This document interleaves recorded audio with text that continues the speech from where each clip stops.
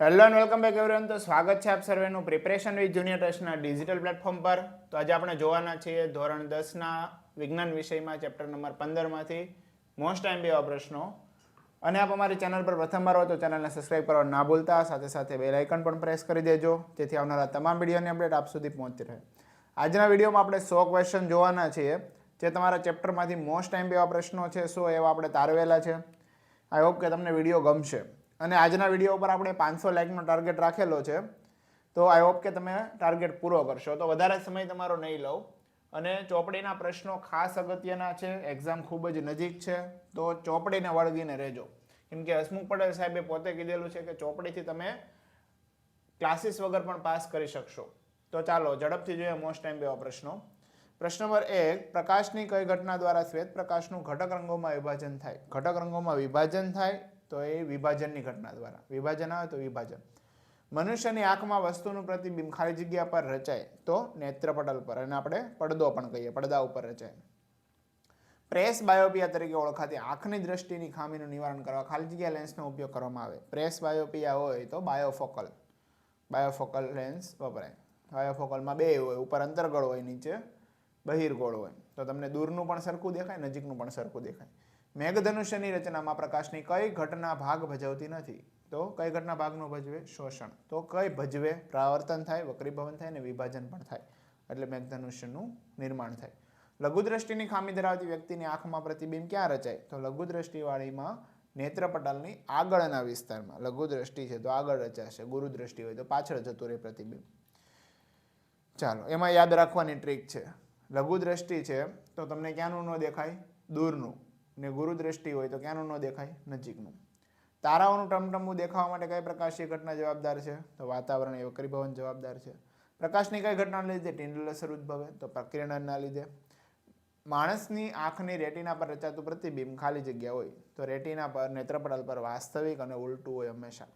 માણસની આંખની કાર્ય કરવા માટેની કઈ પ્રકાશીય ઘટના જવાબદાર છે? તો વક્રીભવન જવાબદાર છે. ધુમ્મસ, ધૂળ કે ધુમાડાથી કયા રંગના પ્રકાશનું સૌથી ઓછું પ્રકિરણન થાય? તો લાલ રંગના પ્રકાશનું સૌથી ઓછું પ્રકિરણન થાય. એટલા માટે જ આપણને ખબર હોય કે જે સ્ટ્રીટ લાઇટ હોય તો સ્ટ્રીટ લાઇટ હોય, સોરી, પેલી ટ્રાફિક લાઇટ હોય, ટ્રાફિક લાઇટ લાલ રંગની હોય એટલે તમને દૂરથી દેખાય. ટ્રેનના પાટા હોય ત્યાં લાલ રંગના સિમ્બોલ મૂકેલા હોય. નેક્સ્ટ, આંખમાં દાખલ થતા પ્રકાશના જથ્થાનું નિયંત્રણ ખાલી જગ્યા કરે તો કોણ કરે? કીકી. તમારી આગળની આંખ છે, આંખની અંદર જે કોર્નિયાની એક્ઝેક્ટ વચ્ચે છે એને આપણે કહીશું કીકી. નેક્સ્ટ, પ્રકાશની ઘટક રંગો પૈકી સૌથી મોટી તરંગ લંબાઈ ખાલી જગ્યા રંગની છે. તો લાલ રંગની તરંગ લંબાઈ મોટી એટલે એનું વિચલન તરત થતું નથી. માણસની આંખનો કયો ભાગ રંગને ઓળખી શકે છે? તો કીકી છે રંગને ઓળખી શકે. નેક્સ્ટ, સામાન્ય આંખ માટે દૂરબિંદુ કેટલા અંતરે હોય? તો સોરી, હવે આમાં ક્વેશ્ચનમાં ભૂલ છે. આંખ માટે દૂરબિંદુ તો અનંત અંતર હોય, નજીક બિંદુ 25 સેમી હોય. નજીક બિંદુ 25 સેમી, દૂરબિંદુ અનંત અંતર. નેક્સ્ટ, માનવ આંખનો લેન્સ ખાલી જગ્યા છે તો માનવ આંખનો લેન્સ અંતર્ગોળ હોય. નેક્સ્ટ, લઘુદ્રષ્ટિની ખામીથી પીડાતી વ્યક્તિને ચશ્માના લેન્સનો પાવર કેવો રાખવો જોઈએ? તો લઘુદ્રષ્ટિ હોય તો ઋણ રાખવો જોઈએ. ઋણ રાખવા માટે તમારે અંતર્ગોળ લેન્સ લેવા પડે. કઈ ખામીથી પીડાતી વ્યક્તિને ચશ્માના લેન્સનો પાવર ધન રાખવો જોઈએ? તો ગુરુદ્રષ્ટિની ખામીને. ગુરુદ્રષ્ટિની ખામી હોય તો નજીકનું ના દેખાતું હોય એટલે તમારે બહિર્ગોળ લેન્સ લેવો પડે. કાચનો વક્રીભવનાંક કેવા પ્રકાશ માટે મહત્તમ હોય? તો જાંબલી રંગના પ્રકાશ માટે મહત્તમ હોય. આંખના લેન્સની કેન્દ્ર લંબાઈમાં ફેરફાર કરી માનવ આંખ વિવિધ અંતરે રાખેલી વસ્તુઓને સ્પષ્ટ જોઈ શકે છે. આવું ખાલી જગ્યાના લીધે થાય તો સમાવેશ ક્ષમતાના લીધે થાય. નેક્સ્ટ, આંખના લેન્સની કેન્દ્ર લંબાઈમાં ફેરફાર ખાલી જગ્યા કરે તો કોણ કરે? સિલિયરી સ્નાયુ. વિધાન 1, આપાત કિરણ અને નિર્ગમન કિરણ વચ્ચેના ખૂણાને શું કહેવાય? વિચલન કોણ. એ સાચું છે. અને આપાત કોણના જે મૂલ્ય માટે વક્રીભૂત કોણ 90 હોય તો તે ખૂણાને ક્રાંતિ કોણ કહે. આ બંને સાચું છે. તમે આ પ્રિઝમની આકૃતિ દોરીને વ્યવસ્થિત જુઓ તો સમજી શકો, ચોપડીની અંદર આપેલી છે. વિધાન 1, ગ્લાસ પ્રિઝમમાંથી સફેદ પ્રકાશનું કિરણ પસાર થતાં તેનું વિભાજન થાય 7 રંગોમાં. ગ્લાસ પ્રિઝમમાં ન થાય ક્યારે, ત્રિકોણી પ્રિઝમમાં થાય 7 રંગોમાં, તો પેલું ખોટું છે.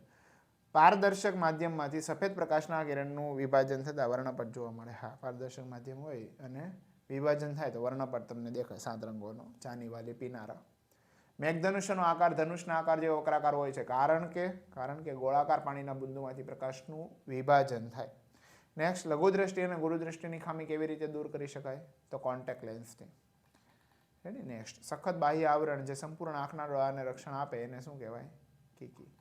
નેક્સ્ટ, એક વ્યક્તિ 2 મીટર કરતાં વધુ દૂરનું સ્પષ્ટ જોઈ શકતી નથી, તો આ ખામી કયા પ્રકારના લેન્સ વડે? દૂરનું ન દેખાય તો તમારે રાખવો પડે ઋણ પાવર હશે તો અંતર્ગોળ લેન્સ હશે, યાદ રાખજો.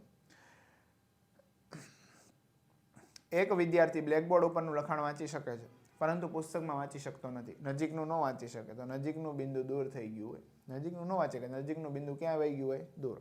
મેઘધનુષ્ય રચવા માટે કયો ક્રમ સાચો છે? તો વક્રીભવન થાય, પછી વિભાજન થાય, પછી આંતરિક પરાવર્તન. આ પાણીના સૂક્ષ્મ બિંદુ વડે બધું થાય.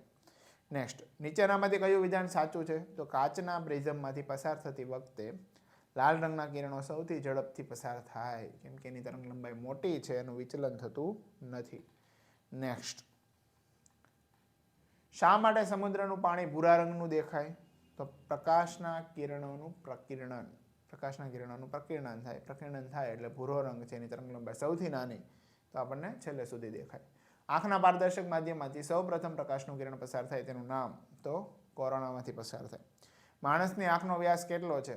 2.3 સેન્ટીમીટર. પૂછાય એવો ક્વેશ્ચન, યાદ રાખજો. આંખના જે સંવેદનશીલ ભાગ પર વસ્તુનું પ્રતિબિંબ રચાય તેનું નામ? તો રેટિના.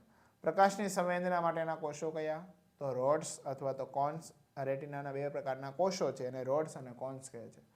આઈરિસનું કાર્ય શું છે? તો આઈરિસ એ કીકીની જાડી પાતળી કરવાનું કામ કરે. આઈરિસ શું હોય? સ્નાયુ હોય ખેંચવા માટેના. રેટિના પર મળતા પ્રતિબિંબનો પ્રકાર જણાવો.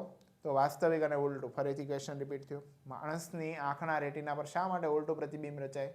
તો લેન્સ બહિર્ગોળ હોય અને બહિર્ગોળ લેન્સથી વાસ્તવિક પ્રતિબિંબ પડદા પર મળે છે, જે હંમેશા કેવું હોય? ઉલટું હોય. રેટિનાના પ્રકાશ સંવેદી કોષો કયા પ્રકારના સિગ્નલ મેળવે છે અને મગજને પહોંચાડે? તો વિદ્યુત સિગ્નલો.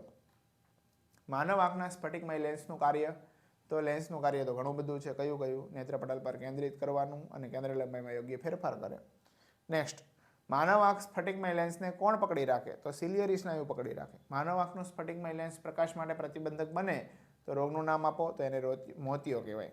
નેક્સ્ટ ક્વેશ્ચન, સામાન્ય આંખની જોવામાં અવધિ કેટલી છે? તો 25 સેમીથી અનંત અંતર સુધી જોઈ શકાય. સ્પષ્ટ દ્રશ્ય અંતરની વ્યાખ્યા લખો. તો ઓછામાં ઓછા જે અંતર સુધી રહેલી વસ્તુને આરામદાયક રીતે જોઈ શકાય તે અંતરને સ્પષ્ટ દ્રશ્ય અંતર અથવા નજીક બિંદુ કહે છે. દ્રશ્ય સાતત્ય કોને કહે છે? તો માનવ આંખના રેટિના પર પડેલા પ્રતિબિંબની અસર 1/16 ભાગ સુધી રહેવાના ગુણધર્મને દ્રશ્ય સાતત્ય કહે છે. આંખની કઈ ખામીમાં નજીક બિંદુ 25 સેમી કરતાં વધારે હોય? તો ગુરુ દ્રષ્ટિમાં નજીક બિંદુ 25 સેમીથી વધી જાય, એનું ન દેખાય આપણને. આંખની કઈ ખામીમાં દૂરબિંદુ ઘટાડી શકાય? તો લઘુ દ્રષ્ટિની ખામીમાં. પ્રેસ બાયોપિયાની આંખની ખામીવાળાને કયા પ્રકારના લેન્સનો ઉપયોગ કરવો જોઈએ? તો પ્રેસ બાયોપિયામાં બાયોફોકલ લેન્સ હોય, એમાં અંતર્ગોળ અને બહિર્ગોળ બંને ભેગા હોય. પ્રિઝમ કોણની વ્યાખ્યા આપો. તો પ્રિઝમના 2 પાસેની બાજુઓ વચ્ચે રચાતા ખૂણાને શું કહેવાય? પ્રિઝમ કોણ. વર્ણપટ કોને કહે છે? તો સફેદ પ્રકાશના પ્રિઝમ વડે વિભાજનના મળતા 7 રંગોના પટ્ટાને વર્ણપટ કહેવાય. ટિન્ડલ અસર કોને કહેવાય? તો વાતાવરણમાં રહેલા અતિ સૂક્ષ્મ કણોને લીધે પ્રકીર્ણન પામતા પ્રકાશને ટિન્ડલ અસર કહે છે. પ્રકાશના કિરણોના માર્ગને દૃશ્યમાન બનાવનાર ઘટના કઈ છે? તો આ ઘટના છે આપણી ટિન્ડલ અસર. આંખના લેન્સથી રેટિના પર રચાતા પ્રતિબિંબના 2 ગુણધર્મ લખો. તો રેટિના પર પડતું પ્રતિબિંબ વાસ્તવિક અને ઉલટું અને નાનું હોય છે. માનવ આંખમાં કોર્નિયાનું કાર્ય જણાવો. તો આંખમાં પ્રવેશતા પ્રકાશના કિરણોનું વક્રીભવન કરવાનું કાર્ય કોર્નિયા કરે છે. પારદર્શક માધ્યમમાં કયા રંગના પ્રકાશનો વેગ મહત્તમ હોય છે? તો લાલ રંગના પ્રકાશનો વેગ મહત્તમ હોય છે. સફેદ પ્રકાશ એ 7 રંગોનો બનેલો છે. કયા વૈજ્ઞાનિકે પ્રયોગ દ્વારા સાબિત કર્યું? તો આઇઝેક ન્યૂટને. કોને? આઇઝેક ન્યૂટને.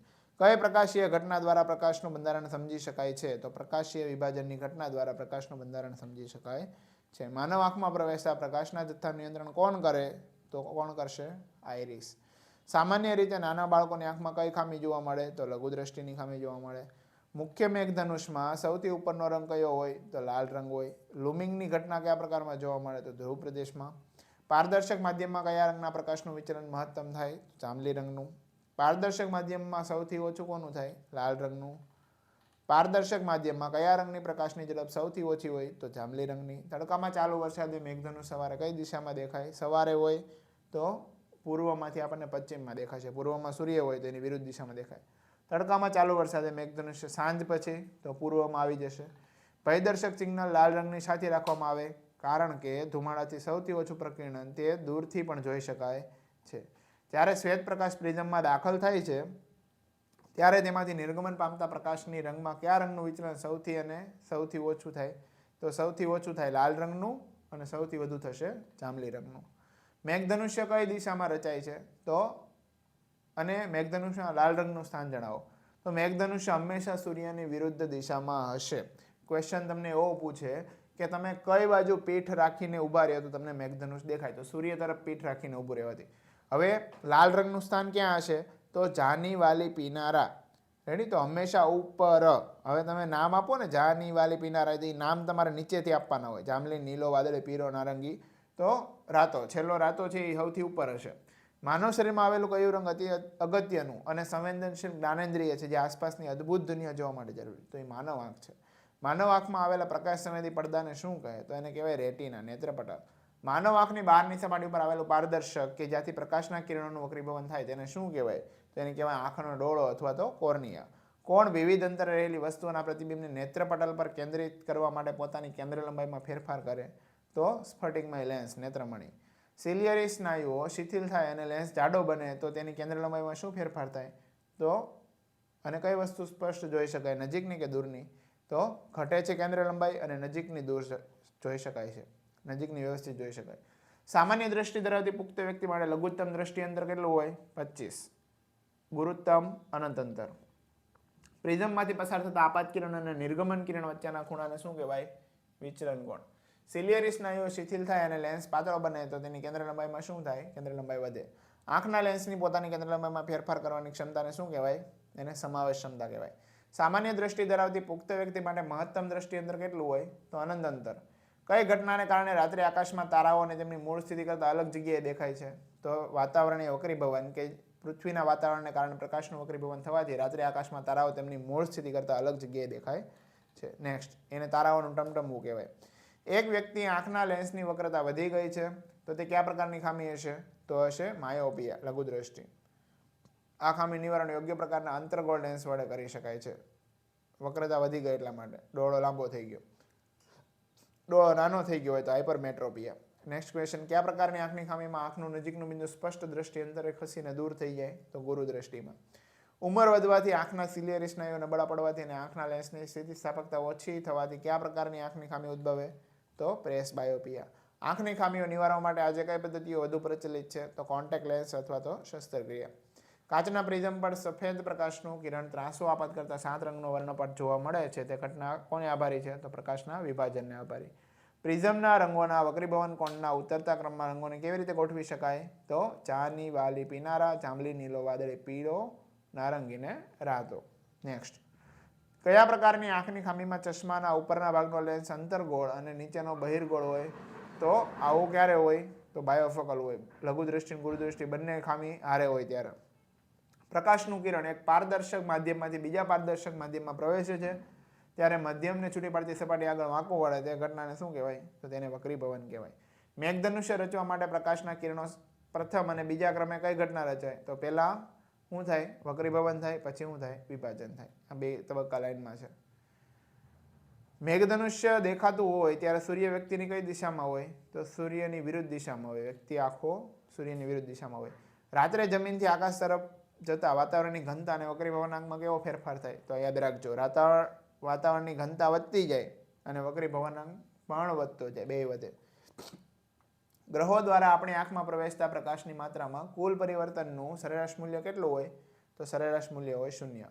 વાતાવરણીય વક્રીભવનને કારણે જોવા મળતી ઘટનાઓ કઈ કઈ છે? એક પહેલું છે તારાનું ટમટમવું, વહેલા સૂર્યોદય અને મોડા સૂર્યાસ્ત થવું, અને ત્રીજું છે મરીચકા અથવા તો મૃગજળ, ઝાંઝવાના જળ. નેક્સ્ટ, વાસ્તવિક સૂર્યોદય અને દેખીતા સૂર્યોદય વચ્ચે કેટલી મિનિટનો તફાવત હોય? તો આશરે 2 મિનિટનો.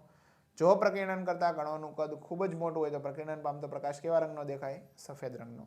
પ્રકાશના કિરણોના પ્રકીર્ણનના કારણે કઈ ઘટનાઓ થતી જોવા મળે છે? તો આકાશનો ભૂરો રંગ દેખાય, સમુદ્રમાં ઊંડાઈ રહેલા પાણીનો રંગ બ્લુ દેખાય આપણને, સૂર્યોદય અને સૂર્યાસ્ત વચ્ચે રાતાસ પડતો દેખાતો સૂર્ય. નેક્સ્ટ, પ્રકીર્ણન પામતા પ્રકાશનો રંગ કઈ બાબતો ઉપર આધાર રાખે? તો પ્રકીર્ણન પામતા પ્રકાશનો રંગ કણોના પરિમાણ પર આધાર રાખે છે.